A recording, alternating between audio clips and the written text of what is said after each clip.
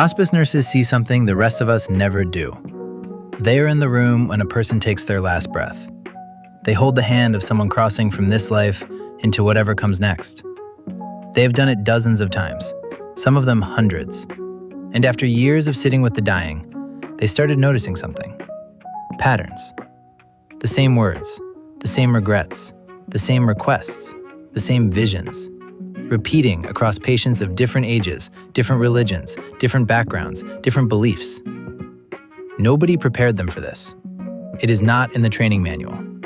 But nurses who work in end-of-life care talk about it quietly among themselves, because what they witness in those final 24 hours does not fit neatly into anything we think we know about death. Today, we are going to talk about what they actually see. And I have to warn you, some of it will unsettle you.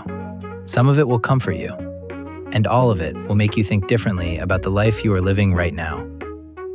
Let's start with the regrets, because they are the most consistent thing nurses report, and the most specific. Palliative care nurse Bronnie Ware spent years working with the dying and documented what they told her in their final weeks. The number one regret she heard, over and over, was this: I wish I had lived a life true to myself, and not the life others expected of me. Not, I wish I had more money. Not, I wish I had worked harder. The most common dying regret is about authenticity, about the version of yourself you suppressed to keep other people comfortable. The second most common?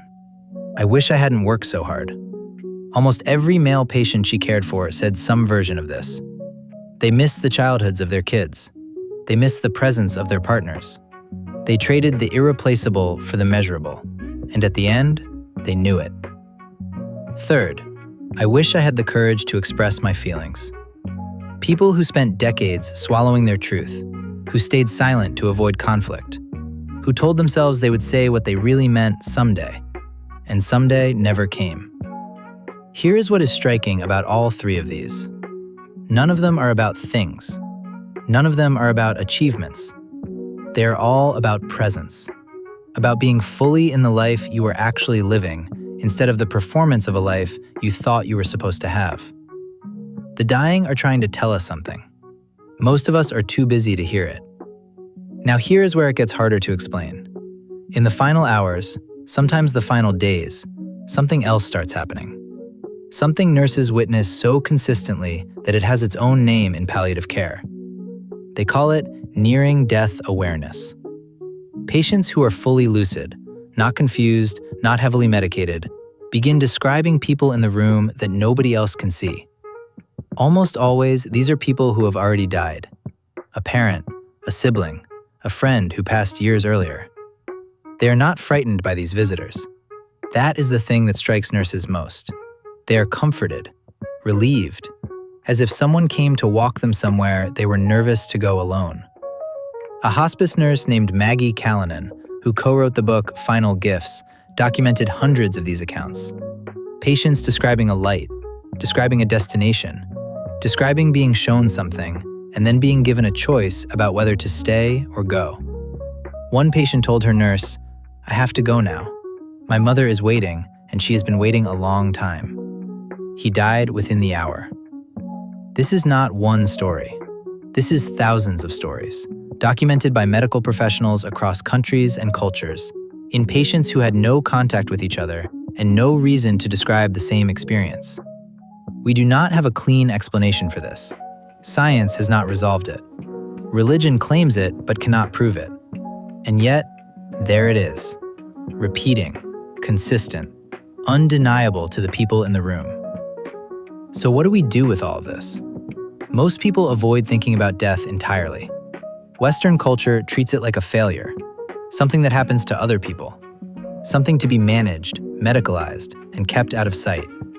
But the nurses who sit closest to it will tell you, avoiding death does not protect you from it.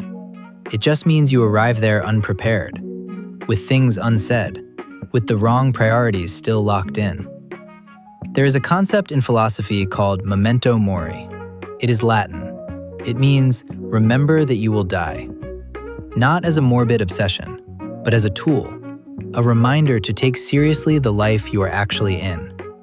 The Stoics believed that thinking about death daily was not depressing. It was clarifying. It forced the question, if I knew this was ending, would I be living it differently? The dying already know the answer to that question. We get to ask it while there is still time. What the patterns from hospice nurses reveal is not that death is something to fear. What they reveal is that a life half-lived is.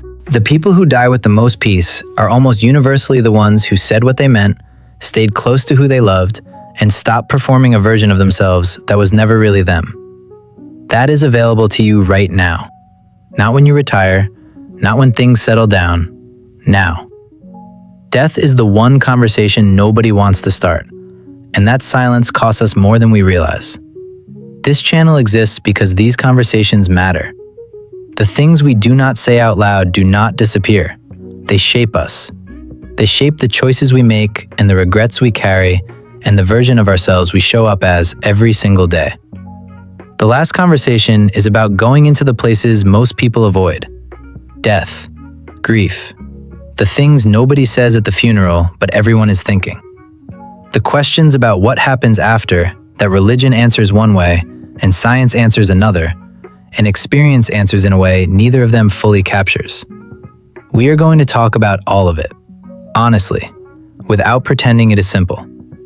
If this is the kind of content that makes you stop and actually think, subscribe to The Last Conversation right now.